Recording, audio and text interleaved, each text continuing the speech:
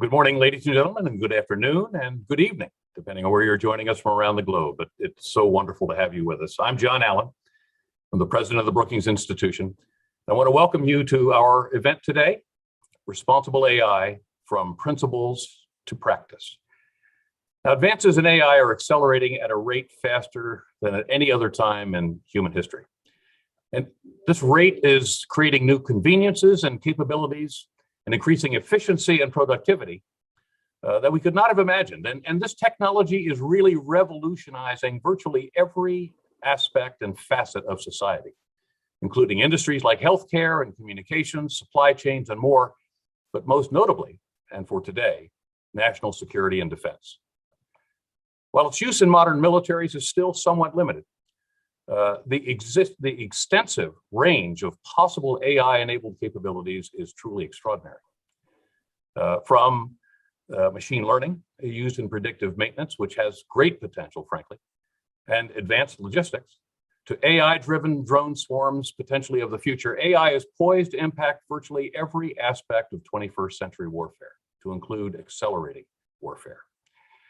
Yet while the vast potential of AI appears significant, its likely impact also presents some pretty serious policy challenges for those committed to its responsible application. For indeed, while AI and machine learning will almost certainly enhance our national security, it will also raise critical questions about the ethical, legal, and societal use of these same technologies. And of course, this is all taking place at a moment when competitors and adversaries like China and Russia have no qualms about AI. And its use to empower their respective authoritarian models at home and abroad. Now, the US, NATO, and the United Kingdom are at the forefront of addressing this challenge. All three have stood up defense research and innovation organizations that are developing and adopting principles for responsible AI and are beginning to implement new policies to guide the integration of AI-enabled technologies into their respective militaries' enterprises. So today, we are so fortunate to be able to engage in conversation with experts from each of these countries and organizations who will discuss how they're applying their principles into practice and what their goals are for the future. So with that, let me introduce today's guests, starting in no particular order. We have Heather Roth, who served on the Defense Innovation Board as it defines some of the very principles that we'll discuss today, and who I'm very proud to say, we're very proud, is part of the Brookings family as a non-resident senior fellow. It's always great to have you with us. Heather, it's wonderful to see you. Next, we have Michael Street joining us from Nato, where he is the Chief of Data Science and AI within the Communications and Information Agency's Chief Technology Office. Welcome, Michael. We also have Michael Gibson, who is Deputy Head of Defense AI and the Defense AI and Autonomy Unit at the UK Ministry of Defense. Michael, it's wonderful that you could be with us as well, and thank you for joining us. And last but certainly not least, Jared Dunman, who joins us from the U.S. Defense Innovation Unit, where he led development of a set of guidelines to put the DoD's ethical principles of AI into practice. Jared, thank you for that contribution, and thank you for joining us and engaging with us today. But before I turn the floor over to Melanie Sisson, who is a fellow in our Strobe Talbot Center for Security Strategy and Technology, and who'll be moderating today's discussion, I'd like to give a quick reminder that we're very much live and on the record. And please feel free to submit your questions via email, either to events@brookings.edu or on Twitter using #ResponsibleAI. So with that, thank you all for joining us, all the panelists for making the effort to join us today from around the world. You're going to make this panel very important, and I can't wait to hear this discussion. So Melanie, the floor is yours. Great. Thank you very much, John. I would like to start by simply reinforcing the warm welcome that John has provided. We're delighted to have all of our panelists and very grateful for their participation. And we're also delighted and grateful to have so many of you joining us to learn from them today. And as John said, please do submit your questions through the available mechanisms.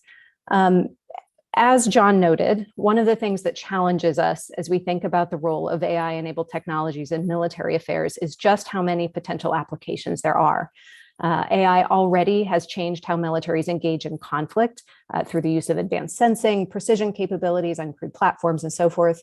And it's certainly going to continue to do so.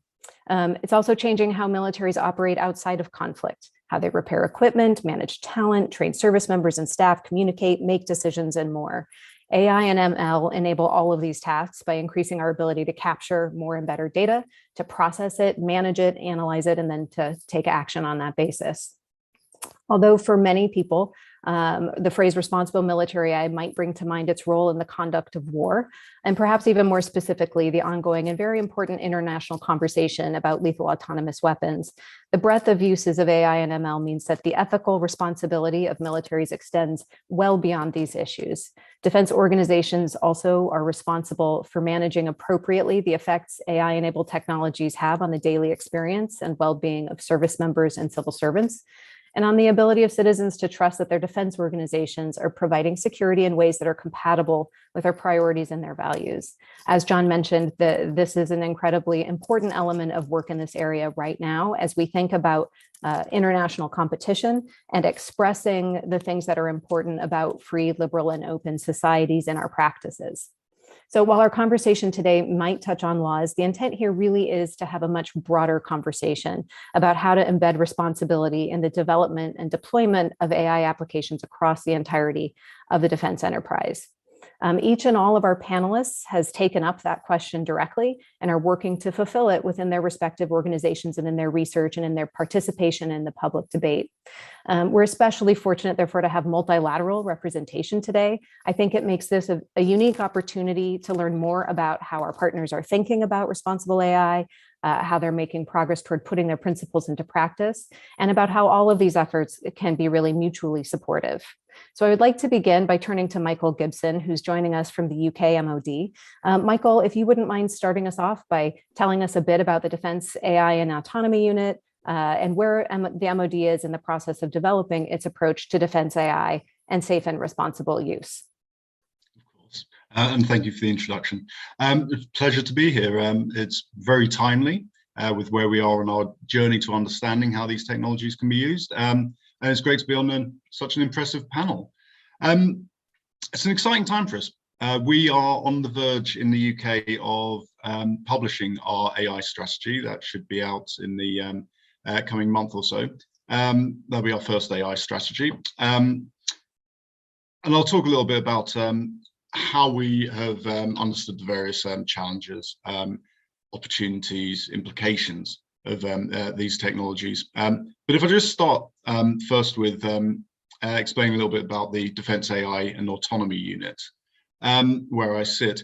It's a function in Ministry of Defence head office.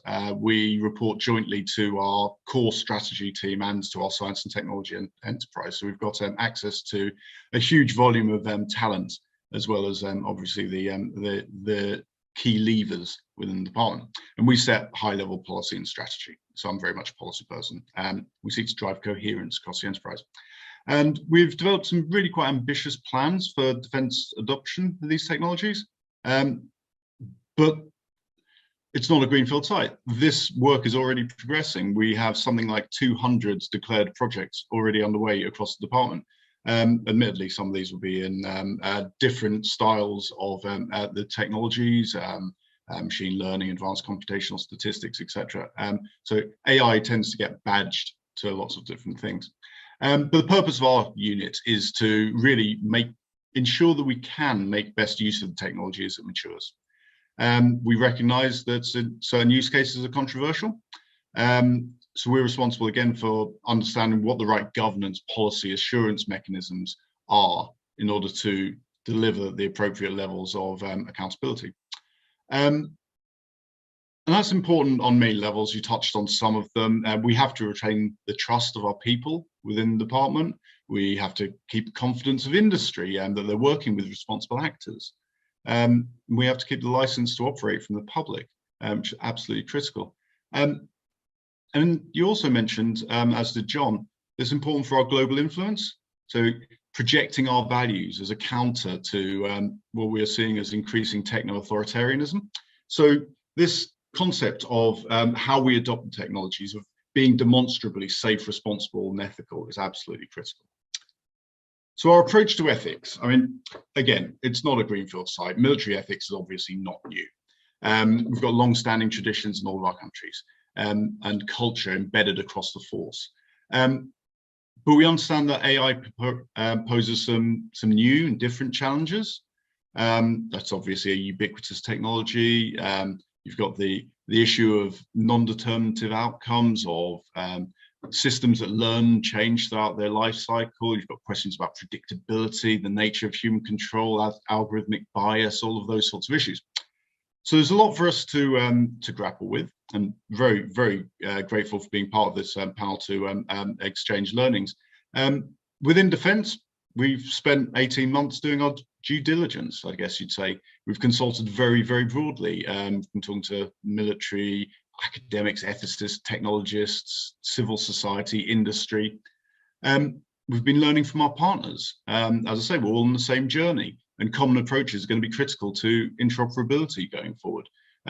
Obviously, that includes the US and NATO, but also mention here the AI Partnership for Defence that's now, I believe, has 16 or 17 different nations involved in it. It's going to be a critical forum to getting that common understanding. As far as our ethical approaches are concerned, I do have to put a caveat on my words. We're obviously pre-publication, so I can't steal Minister sandwiches by telling you too much about the detail of our approaches. But I would say you could expect very significant alignment with those principles that have been published by the US and by NATO. We take very much a capability focus. We recognize, we published our integrated review on defense and security last year. We recognize this era of systemic competition, the need to deliver the best capability for our forces. So our approach has to be ambitious in terms of the effects that we seek to deliver.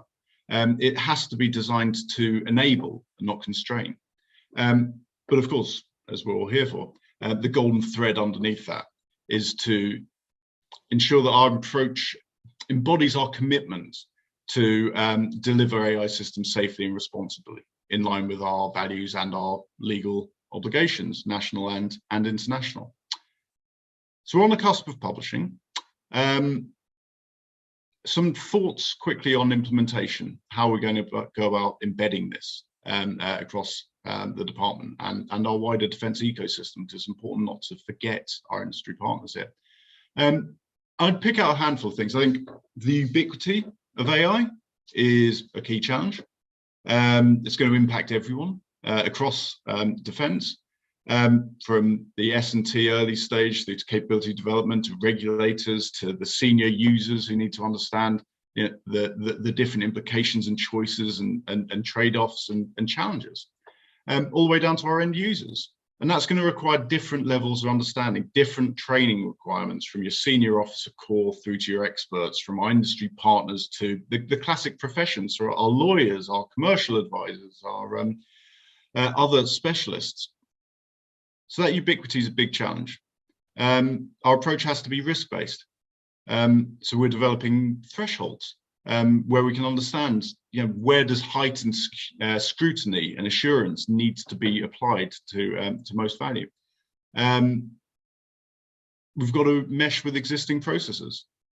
We can't just set up cottage industries to manage this stuff, to separate governance processes, etc. It all has to be mainstream, built into our capability development, built into our acquisition, our safety processes, our operational doctrines.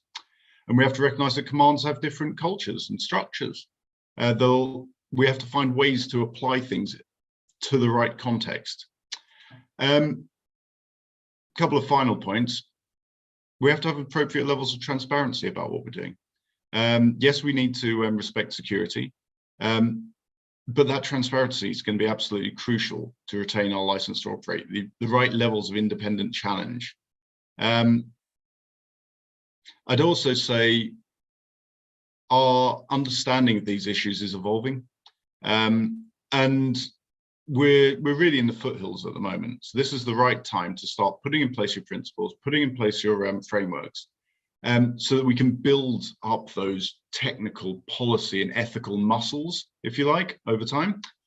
So we can learn from the early and less contentious use cases, so that as the technology matures, we're actually ready to start tackling some of those much more difficult challenges that you indicated early on. So that's kind of my introduction, how I'm starting to understand and think through the issues, but big program of work ahead. Indeed. Thank you, Michael. I appreciate that. You've raised a lot of issues, and I hope we can return to many of them as we go along. We'll turn now to the other Michael and Michael Street. If you could follow the other Michael, Michael Gibson's excellent example, and share with us a bit about your organization. Nato did release an AI strategy last fall, and so I know the audience here would be interested in hearing as much about that as you are able to share with us in terms of the developmental process, any of the thematic elements that Michael raised that resonate, and certainly about how you're moving with those principles into implementation. Okay, thank you. And certainly there's a lot of commonality with everything that Michael has just said from his perspective on the other side of the North Sea from where we are. Just maybe a little introduction. I work in the NATO Communication and Information Agency. This is an amalgamation 10 years ago of a raft of basically entities in NATO that dealt with digital technology. So we're now effectively NATO's digital agency. So we do everything from R&D through to service delivery, and service delivery from computers on desks in headquarters to laptops on decks of ships or in theatre. And we have a sister agency based in Luxembourg that does all the non-digital things. So within that, we're very much on the execution side of development and execution side, as well as the procurement. So the majority of NATO's engagement with industry goes through one of the two agencies. You mentioned NATO's development of an AI strategy, and we were a part of developing that. So bringing our experience of actually implementing machine learning projects and AI projects in a defense environment and often in a classified environment, and bringing that so that as our colleagues on the policy side in NATO HQ were developing that strategy, we sort of kept it linked to the reality of what was possible and also what was achievable from the technology side. So we've sort of worked very closely with them from that perspective. Now I know that there is a version of the NATO AI strategy will be released at an unclassified level and made public, and particularly focus around things like the principles for responsible use of AI. I don't think it will surprise anyone, some of the principles that have been mentioned in there, such as ethical, legal use of data, non-discrimination, things like that. From our perspective, coming from the technology side, and I'm privileged to lead a small team of exceptionally talented data scientists and data engineers who work inside NATO, developing solutions for the use by NATO. So one of the aspects that's high on our mind is how do we prove that all of our projects are compliant with those principles for responsible use? Because it's very nice to have these principles listed, but how can we tangibly say, just as we will for the performance or the accuracy or the functionality, how can we prove that we can that we meet those requirements?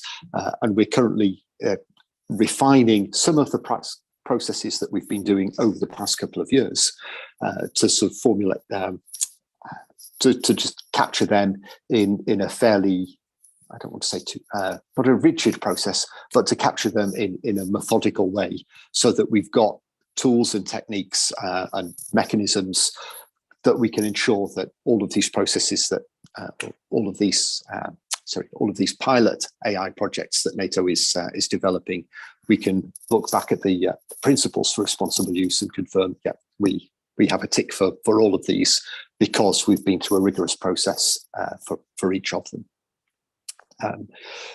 In terms of the scope for what we do in our team, our agency supports all of NATO from the political level at NATO headquarters, the NATO command structure, the NATO force structure, which goes down into the nations. So we have lucky to work with a very broad cross-section of users across NATO, and we've been working for a number of years, since the last decade at least, in terms of delivering projects to help users by giving them data science tools and AI-related tools that can help them in their day jobs. The watchword of our team is better decisions faster, but it's through the use of technology. So it's not applying AI for the sake of it, but applying AI because it's the way that we can help somebody, we can help analysts or commanders pull in this vast amount of data which they now have to deal with, give them some guidance, some consolidation, have models which will be able to, if not take decisions, at least make recommendations or help them to make sense of the wealth of data that's been presented to them. And in terms of the decision cycle, sometimes, in some cases, the decision cycle is extremely short in the operational side, but sometimes actually the decision cycle might be developing tools that allow people to do in a matter of weeks what used to take a number of months. So it's not always about operational tools which will instantly give some sort of recommendation. You've alluded in the introduction to the use of autonomous weapon systems and some of those challenges, and I guess here we're quite fortunate to have a bit of a get out because NATO is a collective defence organisation. NATO doesn't have attack capabilities, but it does coordinate the attack capabilities of its member nations. So in that respect, we have a nice bounding in terms of the work that we're doing in our group, that this is purely to support collective defence activities and not around offensive capabilities. Great. Thank you. That's a really nice introduction and explanation of the work that you do. And similarly, I promise to do a couple of go backs on a few threads that you introduced there. Let's move first, though, over across the ocean to the other ocean to Jared Dunman, who's joining us today from DIU. Jared, thanks for being here. DIU recently released those AI guidelines, ethical AI guidelines for responsible use, and they're very thoroughgoing. And my understanding is that they're designed to help all of the participants in the process of acquiring these AI and ML technologies and capabilities to do so in ways that are really consistent with those ethical principles that the department has adopted. I'm hoping that you can share a little bit about both DIU first. It's a pretty unique organization, I think, within DoD. And so if you can share with the audience a bit about what it is that DIU does and how it does it, and then talk us through those principles, the intent behind them, and how they are being put into practice. Sure thing. Thanks, Melanie. DIU, to start with, the Defense Innovation Unit, is a fast-moving DoD organization that is focused on contracting with commercial companies to solve national security problems. So if you think about it in that context, there's really three goals as an organization that we try to aim for, which is accelerating DoD adoption of commercial technology, transforming military capabilities and capacities, and then also strengthening the national security innovation base, a set of companies that the DoD works with. In that context, what we do, and it's important to understand this because the guidelines that we released were very much in the context of the types of programs that we run. What we focus on doing is very much an acquisition process that is focused on matching a commercial solution with a DoD problem. And so what we start with, from a very brief example, is we start by curating a problem along with our DoD partners. So we receive it, understand it, evaluate it, and then we confirm that there's actually a commercial market that can address that problem. And we want to aim in places where it's not, when we say a commercial solution, often research and development land, something that needs to be built that doesn't exist yet.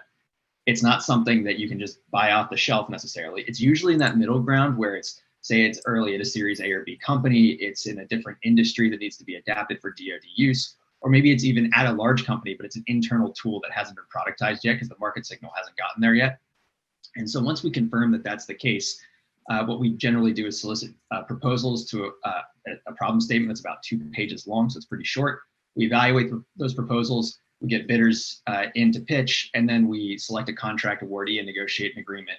And that process between posting that solicitation and getting that contract hammered out, our goal there is to get that done in 90 days. So to do that quickly. And then what we then do is usually execute that prototype project for about 1 to 2 years. And over the course of that project, if the vendor is able to meet the success criteria of the DoD partner, what we can do is write a success memo that says, yes, this thing did work, this experiment worked, and that authorizes the DoD to then go acquire that at scale. So that's mechanistically what we do. We have 6 different portfolios that reflect areas where private sector investment has been enormous, particularly with respect to public sector investment over the last relatively short amount of time. And those are advanced energy, AI and machine learning, where I sit, autonomy, cyber, human systems, and space. So I'll talk about this in the context of our AI portfolio where I sit. It's important to note that a lot of the interesting work falls in the cracks here. And so you end up often having projects that span, as was mentioned earlier, a wide variety of different applications, because usually what we're doing with AI systems, I use that term broadly, is trying to increase speed, scale, or performance on tasks that are otherwise difficult for or inaccessible to humans. And those can be things spanning, knowledge graph construction, where you've got millions or billions of documents. You want to understand the relationships between different entities in those things, for things like understanding our supply chain. You have humanitarian assistance and disaster response type of applications where you need to analyze imagery very, very quickly to understand how to best allocate your resources, or even things like back office business functions where you have folks who spend a long time performing specific tasks that we can accelerate with AI and machine learning. So in that context, why did we start developing these guidelines? Well, really, DoD put in a lot of work to say, what are the ethical guidelines that we're going to use? Or really, what are the ethical principles we're going to use to define how we build AI systems? And for those who aren't familiar, in 5 words, those were reliable, governable, traceable, equitable, and responsible. And those were released around February 2020. Now, immediately when that happened, given the type of program that DIU runs, where we're working with both vendors and government partners, we got a bunch of questions from our commercial partners just saying, hey, this is great, but what does this mean I actually have to do? So concrete brass tacks, how do I make sure that I'm aligning with these things?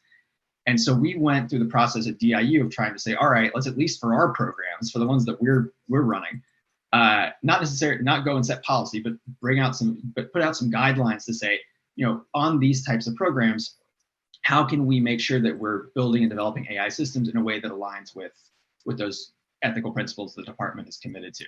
And so the purpose here was really to make sure that those AI ethical principles are integrated into planning, development, and deployment of all of our DIU programs and prototypes. It's to enable DIU stakeholders to effectively examine, test, and validate that all of those programs and prototypes meet those DoD ethical guidelines. And then finally, to establish a process that's reliable, it's replicable, and it's scalable across our programs, because you can do something that's bespoke for a particular program, but then trying to apply it to both the, again, number of applications and just the sheer number of programs that could exist is something that we want to make sure is viable.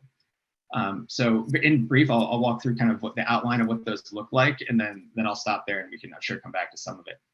But broadly speaking, what we do is we break up the process of developing an AI system into 3 stages. So planning, development, and deployment.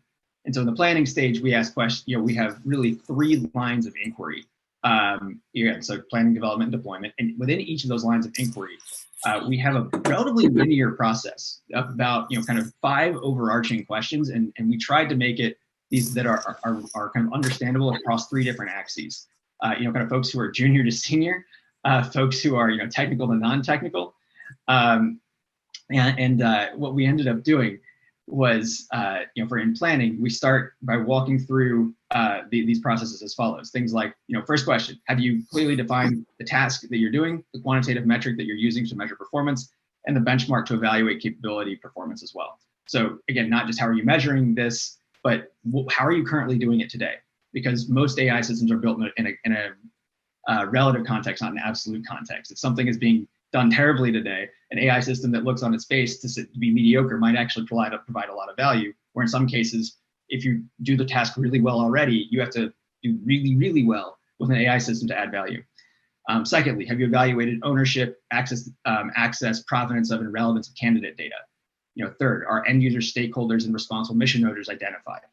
Fourth, have you conducted harms modeling to assess the likelihood and magnitude of harm? Fifth, have you identified processes for system rollback, error identification, and correction?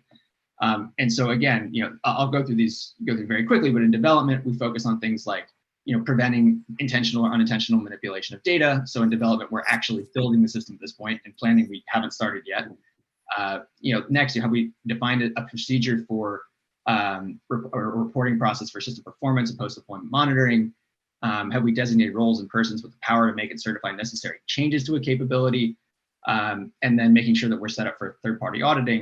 And then finally, I'd say the last part, and the most important part, and I'd say the part that really sets AI systems in many ways apart from kind of traditional software systems, is there's a constant deployment cycle.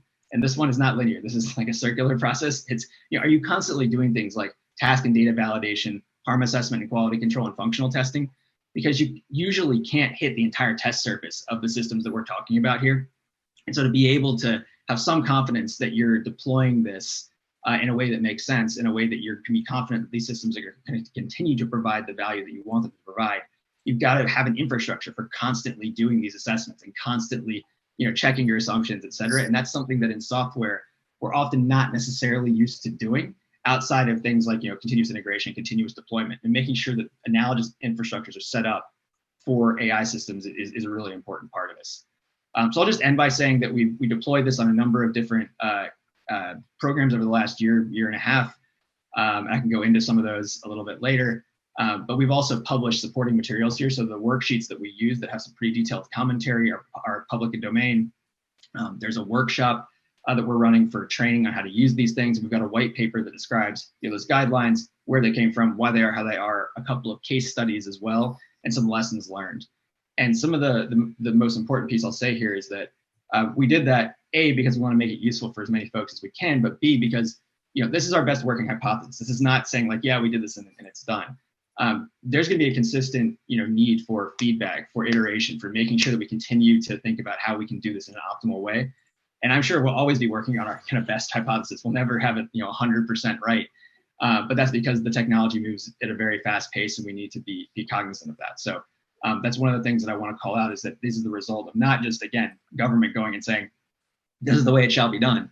But in reality, what this should reflect is a process where you've got private sector stakeholders, folks from academia, industry, government as well, bringing those different perspectives together and trying to align at a set of language and a set of processes that can be communicated across those different sectors. And so we're excited to continue working on that. So I'll stop there and happy to dig in more later. But thanks for everybody for joining. Really appreciate being on the panel. I'm looking forward to more conversation.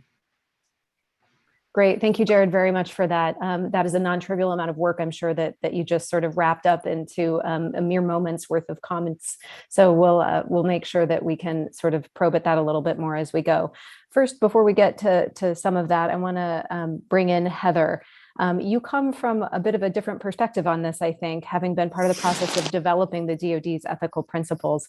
And I'm curious for you to share as much about that process, sort of in reflection here, based on the comments of the other panelists.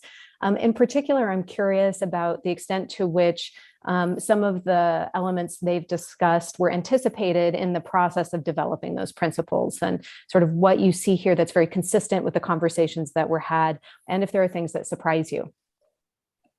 Thanks, Melanie, and thanks for everybody for inviting me and for tuning in.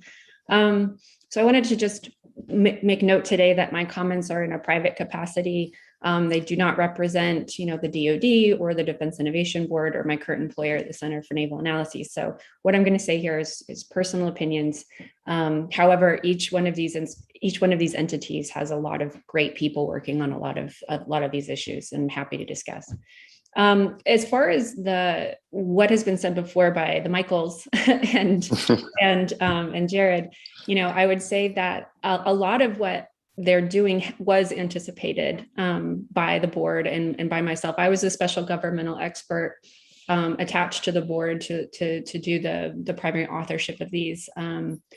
Our process was stakeholder engagement. It was a lot of work engaging with folks within the Pentagon, as well as with some of our partners and allies, making sure that we had coordinated with them on what was going on, as well as engaging with academia and industry in a series of roundtables, as well as public commentary. And so bringing all of that together and trying to understand what was really new about AI in this space, and what was really new that the DoD needed to come out and set forth a series of principles to address the AI question, knowing full well that the DoD has been engaging with AI since the late 70s with expert systems and things of this nature. So how to be holistic about it. So in doing so, we did anticipate the notion of interoperability, how we would communicate and how we would think about our allies and partners, and what we would hope would be a norm cascade going forward. And so it's lovely to see that in fact is happening. In terms of DIU taking it up is even greater, in my opinion, because I think the work that Jared and his team has done does a good homage to the work that I did. So for those of you who are not aware, it's not just the principles. So the board, there was an S&T subcommittee that did this work. There was a small paper, and then there was a very large paper, a 70, 80 page paper that probably caused all the gray hair in my head right now, that I had to put out.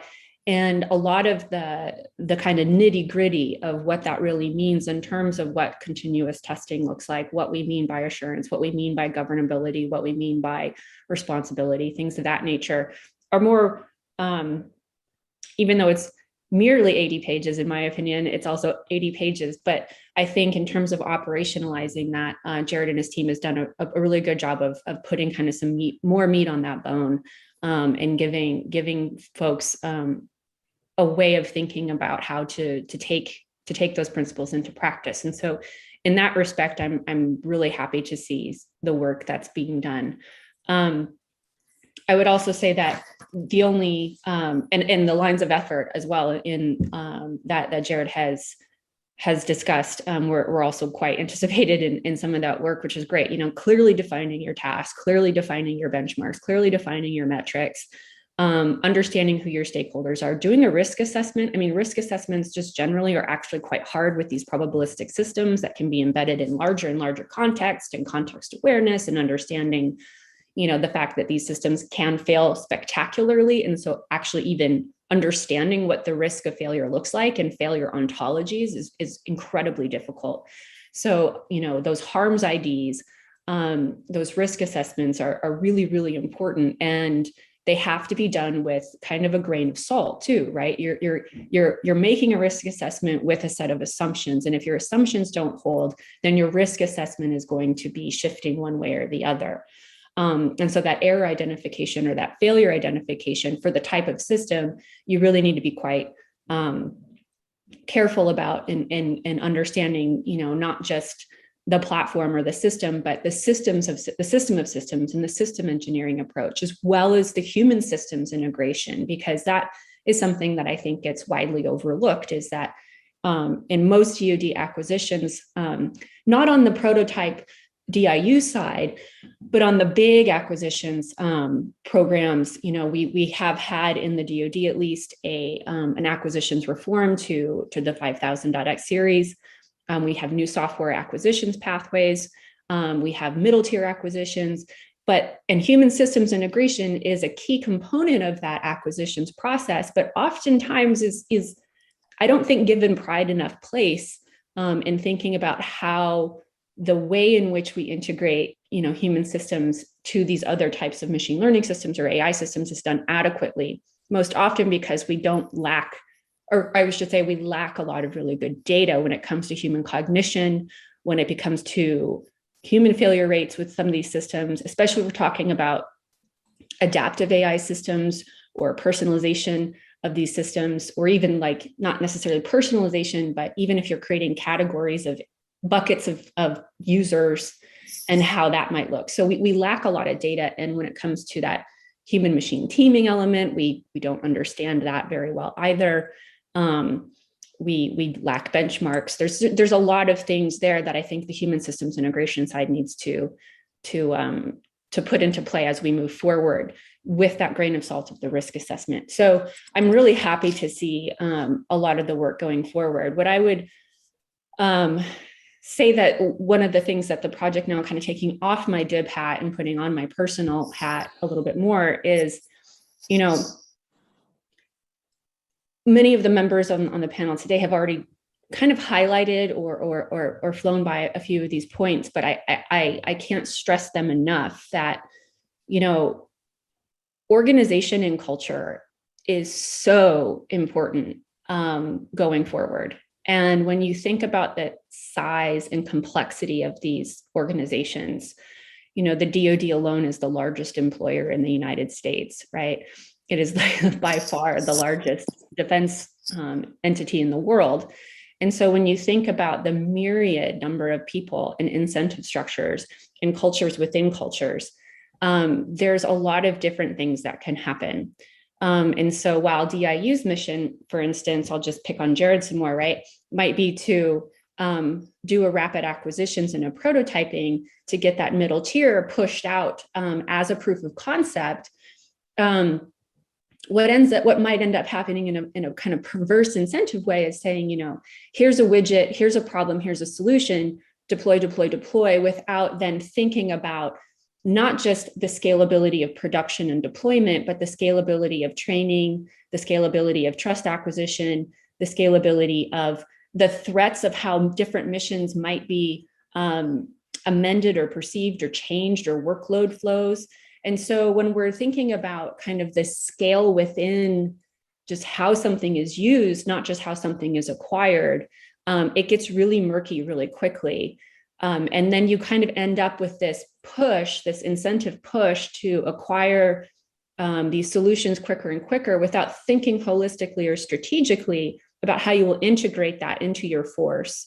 And you end up with sort of a tyranny of small decisions, right? So tactically, you might think you're making really great decisions, but strategically, you might be hindering the way in which your forces operate if you're not thinking about that concept of operations at a better scale, or at least kind of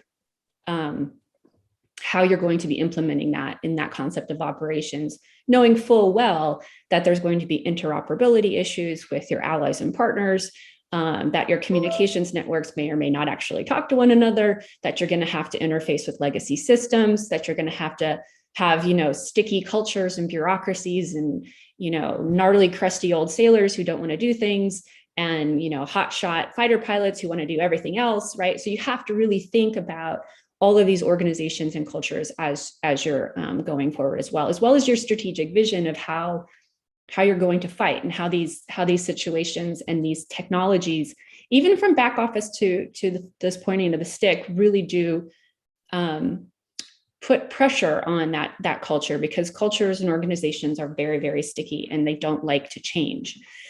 And so I would say that's a big one that I don't hear a lot about. I mean, we do hear a lot about the acquisitions process and how it's a nightmare, and the federal acquisitions, you know, regulations in the United States are horrible. We have to go to other transaction authorities and all this other stuff. But the people side of it, we say that people are our best asset, but it's also one of those things where we have to figure out the ways in which we incentivize people to adopt technologies, and we incentivize the organizations to change accordingly. So that said, I will also say that there are, right, within, we do kind of also a flyby on governance structures around emerging technologies and AI in particular. And I think, you know, as my distinguished panelists have alluded to, right, there's a lot of different ways in which we can govern technologies through our militaries, right? We can have policies. We have internationally legally binding treaties, right? We have international law if we're thinking about the use of force. In the DoD's case, and likewise, you know, the MOD's case, right, we have issuances, right? They might not rise to the level of a policy, but they may be a directive, or they may be some form of guidance. And all of those issuances, those policies, those laws, right, they have differing kind of weights, and they apply to different roles. They apply to different authorities. Those have to be coordinated. And often they're not well coordinated, or even if they are well coordinated, the responsible parties may not fully understand what that means for them. And this is an important point, because when we're thinking about, what the commander might need to know when something is deployed into her hands, she's relying on the fact that the system has worked to get her a particular capability into her hands.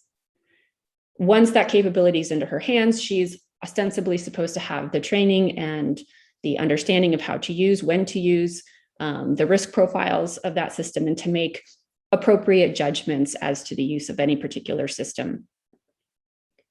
That's a lot of assumptions to build in there, that the commander has the appropriate understanding of that system, when in fact, most of the time we're doing prototypes in this kind of whack-a-mole way, and how it integrates with other systems. And so I would say that the governance structures need to more coherently kind of jive. And that's just the governance structures, not even thinking about the technical standards, which we are sort of lacking, the ability to write requirements well, and then the T&E and V&V assets that are required, at least within our own, the United States' own systems, right? So we have the Test Range Management Center, but even within each of the services, right, actually coordinating, does the Navy's COMOPTIFOR and Marine Corps' MCOTIA and all of these things, do they have the people? Do they have the test ranges? Do they have the requirement? Do they have the knowledge? This is not a one-time problem. If I can give you a widget or a tool and you've actually done your AI ethics principles operationally, it is a living, breathing thing that every single person has to think about and reflect about in their own day-to-day, and then what the downstream effect is, right? It's kind of a Black Mirror moment, I think, for the DoD going forward. So I would just say again, there's a lot of things that need unpacking, but I'm really happy to see some of that coming forward today. Thank you. Great. Thank you, Heather, very much. It's wonderful to hear that you see as much alignment as you do, and that you're heartened by the work that these folks and their teams and others have been doing to really embody those ethical principles in action. So I want to actually pick up on something that each of you has made reference to in your comments so far. And let's talk a little bit about this notion of interoperability. I'd like to ask each of you to talk a little bit about when you refer to interoperability and how your organization is thinking of it or acting upon it. What does that mean? And at what levels is that really necessary? Are we looking for consonance? Are we looking for deep technical alignment? Or what are we looking for? And how do we start moving in those directions, at least as it seems to you from where you sit today? So I'll pop back to you, Michael Street, first, and then maybe we can go to the other Michael and then move from there. So Michael Street, please. Okay, thanks. No, that's a really good question. A big part of what NATO does has focused on interoperability throughout its lifetime. We've had a huge amount of work in creating common standards for everything from fuel connectors through to digital message transmission formats. So interoperability is a key aspect of what NATO does, and one of the key benefits that it brings to the nations. We are involved in some work right now, which is where we just, first of all, doing a little stock take with nations of what activities they're currently involved in, what some of their priorities are. But a key part of that is how can we collaborate more effectively? How can we improve the interoperability? Interoperability is maybe not the right word that we'd use coming from a data science and an AI development perspective, but essentially it's how can we improve the interoperability of all of the components that we're using when we're developing AI solutions, and the outputs that we get from AI solutions. So for example, it could be around data sets. How can we take data sets and make them readily available in a way that makes sense to people? We know we've learned through bitter experience, just to take some data that you've collected and throw it over to somebody else is really, really unhelpful. Especially when, as you're developing an AI solution, you will go through a lot of data cleansing, data preparation, maybe data labeling. You'll have a very good picture of what other parameters apply to that data set when you're using it in a machine learning or an AI development context. So how can we make that kind of information more readily understandable by everybody in the alliance, so that we can share those big data sets more readily. Maybe so that we can pool those data sets, so that we have, instead of 30 disparate data sets, or one larger one that gives us that bigger data. It makes the statistical models more effective. So can we make the data more interoperable? Can we make the models more interoperable? We're already involved in some work actually with the US and a couple of other nations about sharing models, which where we've taken public sector or public domain models and then retraining them and optimizing them to work with military type data sets. And then when we've done that, there's a lot of interest from nations of how can we share that? How can we understand what you've done without needing to go through the entire process again? And then finally, when we've developed an AI solution, how do we make sure that or how do we make that interoperate with everything else it needs to fit in with? That might be other AI solutions from other nations, but more often it's actually how do we integrate that into some of our functional tools, our command and control tools, our intel tools, in order to make life better and more effective for the end users, for the analysts, for the commanders. So that interoperability, not just within the AI development domain, but also with the outputs of the AI, of an AI model or an AI tool. How can we integrate that into everything else that we have, certainly in the digital domain, physical domain too, so that the end users really see the benefit, rather than our AI tools being a distinct, single, isolated little tool that they may go and consult, but then they need to take what they've learned from that off and apply it to the rest of their day job. We want to integrate this into our daily business and our business as usual activities, and that is a challenge. As I say, there are some activities that are ongoing. There's a questionnaire which will be going out to nations through the usual routes in NATO in the next. It might actually have just gone out, but certainly in the next week or two, if it hasn't, just to get a stock take to make sure that NATO has a good understanding of what the priority areas are in the nations and how we can best pull that best practice, how we can focus on the bits which maybe some of the gaps that get overlooked between different national perspectives. How can we bring that multinational collaboration aspect together? But absolutely, interoperability is a big part of that. Thank you. Great, thank you. Michael Gibson, I want to add a little bit of a twist, if I can, to the question for you, which is, taking those technical requirements, especially given that, different nations and organizations have different capabilities. We can think about all that set of issues that Michael Street has identified for us. When we think about interoperability at the ethics level and the application of principles level, when we talk about AI and ML capabilities being developed, and they can become interoperable that way, what is necessary for that interorganizational trust in the ethical basis of those choices?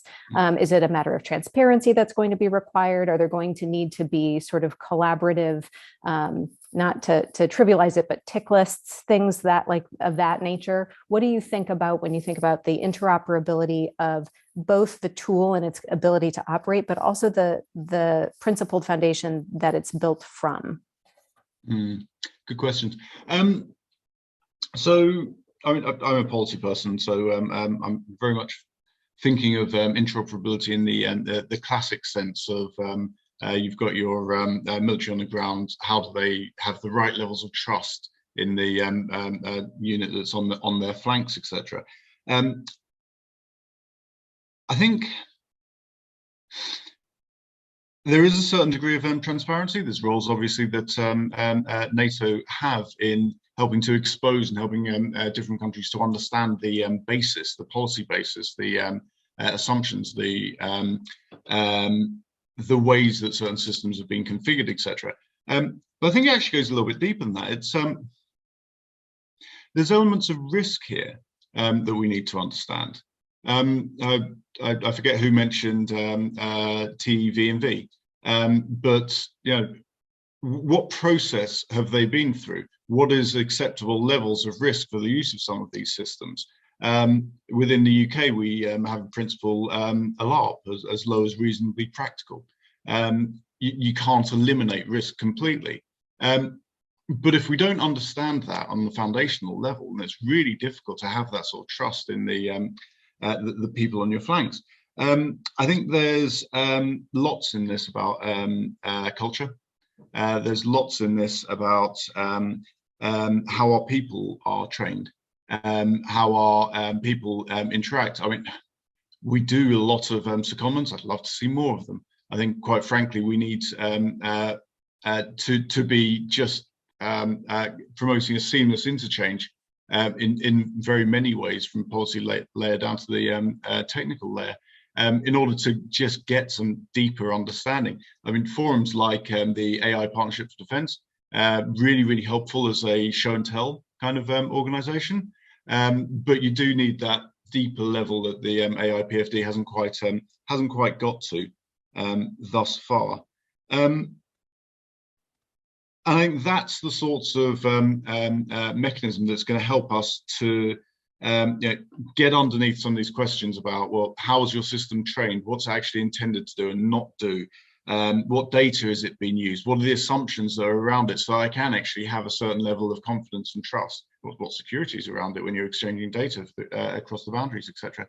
I think fundamentally it does come down to the people. It comes down to the human systems integration points that were very helpfully made earlier. And the last thing I'd say is something that the biggest challenge in my eyes, and we talk about our people being our greatest asset, biggest challenge in my eyes to actually operationalizing and using these things at scale and at pace is SQEP. We really struggle to get the right sort of SQEP into our organizations at a technical level, but you need that SQEP at every layer of the business in order to develop and operationalize this stuff. So all the way through to what SQEP do you need for an assurance to assure that an AI system is properly developed? What SQEP do you need as a leader in order to understand what the opportunities are and how it can be used, and when you're being sold snake oil? What SQEP do you need as a user? And then with the interoperability point, A, how do we exchange some of that SQEP between us? But B, how do we really ramp up the exercising, the practicing in practical terms, so that we do build up that level of confidence and trust? Great, thank you. Jared, if you had something you wanted to add on any of those matters, please do. I also thought it might be useful if you wanted to offer maybe a case study or an example of the ways in which you've applied these ethical AI guidelines through DIU. Sure. Yeah, a couple of comments. I mean, I think a lot of the pieces on interoperability were on point. I'd say kind of at least one angle that I'd give on it is that there are a couple of different perspectives on it. There's a technical piece of interoperability, and then there's an operational piece of interoperability.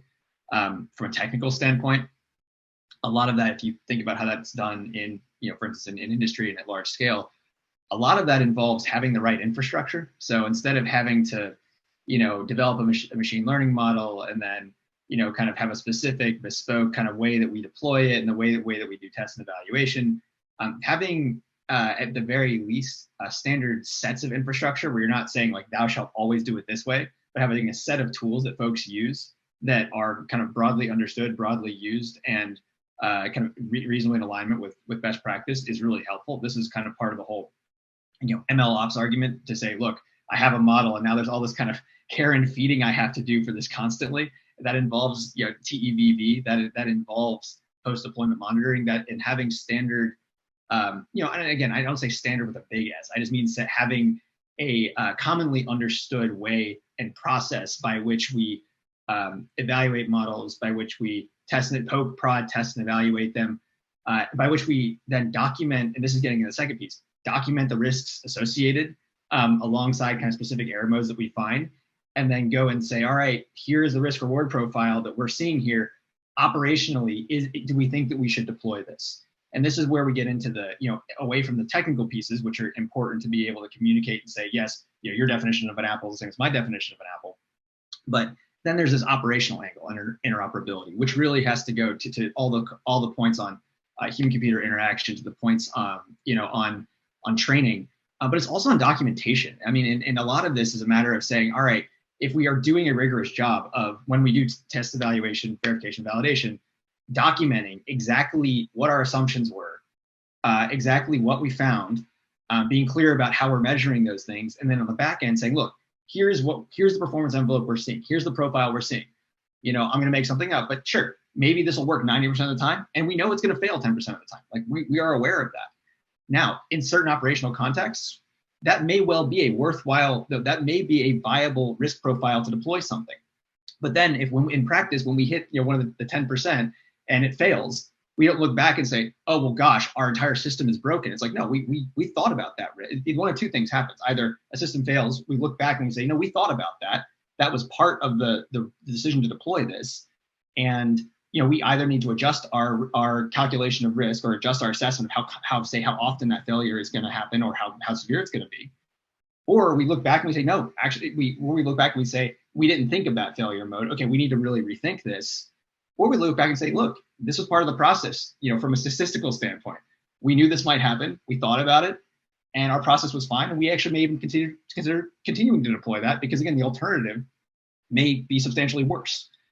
So that's where this operational part of interoperability and making sure that the documentation is clear, which has a tie back to making sure that we're using the same tools to define kind of apples in the same way, is really important. And I can give, on a case study standpoint, I can give a really direct example of that. One of the, and this actually I think is a really interesting one. One of the programs that we actually describe in the white paper is a program where we're working on leveraging kind of all sorts of different types of publicly available, commercially available information to build knowledge graphs that allow folks to better track transnational criminal organizations. So one of the things that when you do that, you're basically building machine learning models that go through, instead of having humans read millions of documents and try to figure out, John Smith over here is John Smith over there, and those two are the same person. So this piece of information is relevant to this piece of information. What you do is you train, machine learning models to go and identify entities, so name people, names, people, places, and things, and then you build many different relation extraction models. So if I have two entities in a sentence, Bob and Jane, you might ask this relation extraction model, based on this sentence, are Bob and Jane married? And or is Bob an investor in Jane's company? There's all sorts of relations you might care about.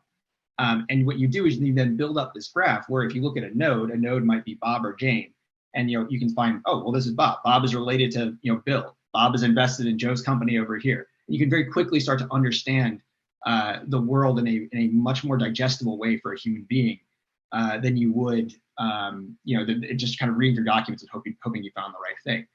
So if we think about that and walk through some of our process, you find some interesting things. So first, what are our metrics, our tasks, and our baseline? Well, there's actually a cascade here, because at the end of the day, your operational task is very much, for instance, can I identify behavior or kind of sets of relations that might tip me off to criminal behavior? That's one thing. That's a human process where you're kind of looking through, you're trying to surface the information that's relevant. And so, your metric might be, out of a known set, out of a known set of, instances that you want to make sure you find. How many of them are your humans actually able to find using the system, and how fast are they able to do it? Now that's a high level metric. That's like an operational metric. Now you have to dig in, but underneath that operational metric, there are probably hundreds of different machine learning models running. And so how are you measuring performance on each one of those? And how does potential failure on each one of those actually affect the downstream task? It's a tricky question to answer, actually. And so that's why it's really important to have these continuous monitoring procedures in place to make sure that you're continuously assessing that. There's this question again here, ownership, access, provenance to data, right? Where is the data coming from? Are we confident that our sources are as accurate as we thought they were when we started? These are things that we have to continuously assess. Who are the end users here? Who are the stakeholders? End users are folks who, obviously the analyst, but there are also, there's a bunch of stakeholders here, right? anyone who could be affected, if there's an investigation that ends up being run, like anyone who could be affected by that investigation is a stakeholder in that algorithm. And so you've got to think about those, those potential costs, all of those things. Rollback and error identification. These are models that are being developed. If they're being developed by a private company, and you have to be constantly retraining. How do you redeploy something? You find a model and you decide today, well, actually, we find this thing's not working right now. How do we roll it back? And if you're using commercial tooling, it's actually often not that hard. You kind of revert. That's a standard practice. Sometimes in government software, we don't design things where it's that easy to do. But then identifying errors. Is there a person or an auditor that is consistently, who's part of their job is to make sure that they're looking at the outputs that are coming out of this algorithm or out of this knowledge graph and saying, all right, how are we continuing to assess quality here? And by continuously running tests and evaluations. And so these are things that we talk about concretely in the process of that program. And once it's deployed, again, this is one that we haven't deployed yet. But once we get to deployment, we're going to need to be able to scale those processes. And one argument would be, look, we've seen programs where this happens. You get to a point where, yes, the thing works. However, the care and feeding of the model has not been sufficiently resourced, or the cost of doing so is actually so high that it may actually not be worth deploying this thing. And to be clear, and something just to take away, like that is and should be a viable answer out of all of these types of analysis. These shouldn't be just like a set of tick boxes where it's like, yeah, we did that. Okay, now we can go deploy it. I mean, part of the purpose of these, and of the case studies as well, and it doesn't apply to this particular case, but one of the outcomes here should be able to say, look, we found an application that we think had promise. We got to a certain place in development and found out, yeah, actually, either it's going to cost too much or the risk profile isn't what we accept. And we're going to debug that and not do it. And we're going to do it a different way. And that's actually a very positive outcome. Like deciding not to do a thing that's not great is a good idea. So part of the process here is to make sure that we have those conversations as early as possible. So if you go back and say to someone, okay, well, what's your metric for success here? And they can't answer that question. I mean, you're not going to really develop an efficient system. If you go back and say, all right, well, where's your data coming from? And they're like, oh, actually, I kind of think I know where it's coming from, but we're not really sure. And, we have to really go and dig in to figure that out. Again, that may be a cost that is so costly that folks decide to do this a different way or assign human analysts to do something. So this is all just to say that I think this knowledge graph construction case is really interesting because if you think about it, it is an end-to-end task. And in terms of trust, like again, folks are talking about trust here. One of the ways that you can do that technically is try to surface, when there's a relation in that graph, for instance, you not only say, hey, there's a relation in this graph, Bob is invested in Jane's company, you actually surface the document that said that. So a human can look and say, okay, do I actually believe that? Without those types of verifiability, it's really difficult to deploy a system like that that's built on hundreds of models running constantly. And so the thing to communicate here as I wrap up is that, yes, we talk about this a lot of times in the context of a single model, like there's a computer vision model that does something, or a machine learning model that does something. In reality, a lot of these systems are going to be massive numbers of interacting computational kind of objects, and thinking about not only how do we do this once, but how can we do this when we have a situation where we have hundreds of models running is a really important problem that kind of we need to think about as we start to look at scaling these applications within the defense apparatus. So I'll stop there, but thanks for the question. Great, thanks very much. So I think pretty much any observer, casual or otherwise, would be it would be understandable for them to react to all of the content that you've all raised and say, wow, this is really hard, right? There's so much complexity involved and challenge and difficulty. And yet all of you are here because clearly you're optimists about this and you think it's important enough and feasible enough to keep working at it. So I want to ask a question about the challenges that you just raised, Jared, and including going back to comments about documentation. And I'll start by bringing in Heather. But what I want to ask about the number of issues and that you've all raised, the work that has to go into creating these kinds of systems in a way that does engender trust in the direct users, but also the societies that support and sustain them.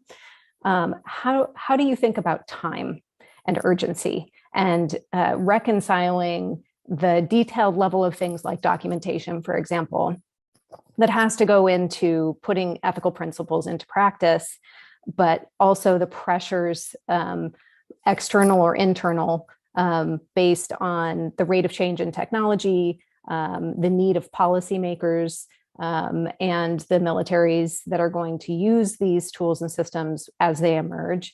How do you reconcile those two? Do we make too much of the time pressure? Do we make too little of the time pressure?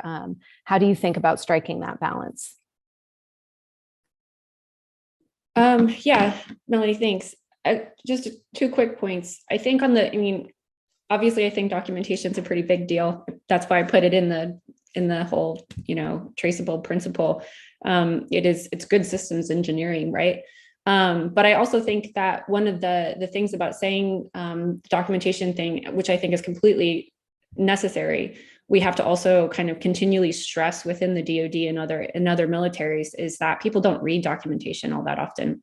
And so getting back to our human system side of the house of really thinking about what our people will do. It's one thing to document it and then have a failure, or in DoD parlance, a mishap, and then catalog the mishap, and assuming we can catalog the mishap in a correct way, to get down to the bottom of it. But the documentation, I think we really need to not just document it, but widely disseminate our findings and lessons learned and things like that, which we are really not doing a great job of widely sharing that information, so that we aren't reinventing the wheel, and then putting it into, we can network that a lot better than we do. And we need to do a better data infrastructure. Our data modernization strategy lays some things out, but we still suffer with 12,000 data lakes in the DoD alone. So there's a lot of different problems there. So I think that documentation, rather than just creating more noise, needs to be streamlined in a much more coherent fashion.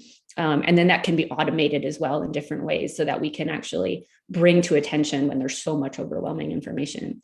Then in terms of thinking about how we can learn lessons going forward, one of the things that I think is really, really important is to continually push on where the incentive structures lie. So if we think about complex systems failures, which is what we're going to be talking about now, right? We can go back to a very familiar case of the 1971 Ford Pinto that was rushed into production. Reused a chassis that was inappropriately used. And after doing multiple risk assessments and investigations and accidents after people were burned to death, found that, this bolt here and this bolt here, and well, we reused it because it was a cost factor, and there was a speed factor, and there was a gas shortage factor, and there was this complex things happening. They ultimately found that even the payout to those people was going to be less costly than a recall, right? So you had the incentives in these kind of misaligned ways. And so I think it's really important to remember that even our metric of success, we need to be, from an ethics perspective, pretty clear about what our metric of success is here and where we're going forward. Because if we just say, look, this is too expensive, yes, it might be very expensive, but we also have to think about what is our metric for morals, right? So it might not just be lives saved, it might be nuclear stability, it might be economic prosperity, it might be human welfare, all of these things, but we have to be quite explicit about what those metrics are, and then be very, very explicit and open to the way in which we're bringing our assumptions to those benchmarks and those metrics and how we're operationalizing it. Because otherwise we might end up in the kind of Ford Pinto case of, it's way too costly to recall it. A few more dead bodies is okay. So I think that's something that we really need to keep our eye on the ball on. Thanks a lot. Okay. Thanks, Heather. And my apologies to the panel and the audience. My eyes were bigger than my mouth here in terms of time. We are at our appointed hour. So before we close, I thought I would express the thanks of the Brookings institution and to our audience that I know has learned a lot from you all. And I thought I would maybe do a real quick lightning round if any of you has any last comment that you can't hold back, and we'll sign off from there. So maybe just back from the top, Michael Gibson, if you had any last words that you wanted to add. No, nothing particular. I found that last comment about what's our metric for morals really quite interesting. for how we go about operationalizing these ethical principles and actually making them more than just words on a page, making them things that people actually breathe and own. So no, that's one of my takeaways. Thank you. Great, thank you. Michael Street, thank you. Oh, thanks. Also, a couple of things that we've learned through working through this is collaboration, and particularly multinational collaboration, bringing slightly different viewpoints and perspectives is really helpful and really important. And yeah, just as Michael Gibson had mentioned, words on the page. One of the things that we find when we're dealing with natural language understanding is the way things can be interpreted. Words on a page can be interpreted in different ways. So ways that we can document or at least describe what things do, some of the boundary conditions, things like that is really important. But if we can do it in ways that are clearer and better prescribed than maybe just a written document alone, that's also something which could be useful, for validating that systems perform the way that they're meant to perform, and also for analysing all the data and the documentation that we're going to generate about those systems, because at some point we're going to want to do that too. Thank you. Great, thank you. Jared. Yeah, I just reemphasize the point that I think was just made about how do we make these processes things that are breathable, that folks kind of have constantly in the back of their mind, and that requires disseminating those findings, as was just mentioned, and thinking about the best way to do that, the most effective way to do that, and the most efficient way to do that, so that folks aren't again drowned in words and kind of look at some of these ideas and say, this is some giant packet of documentation that I don't know what to do with. That is a really important point. I think it's kind of an exciting evolution of the next things we need to think about here. So thanks for all the conversation here. Really appreciate it. Great. Thank you very much, Jared. Heather, last note, and we'll go from there.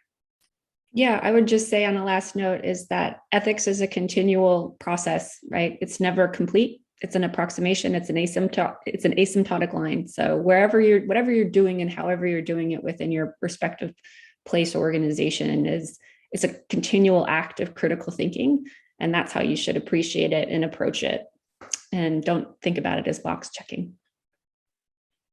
That is indeed an excellent last note. Thank you all again on behalf of the Brookings Institution for joining us, and to all of you that tuned in. We greatly appreciate it, and hope everybody has a wonderful day.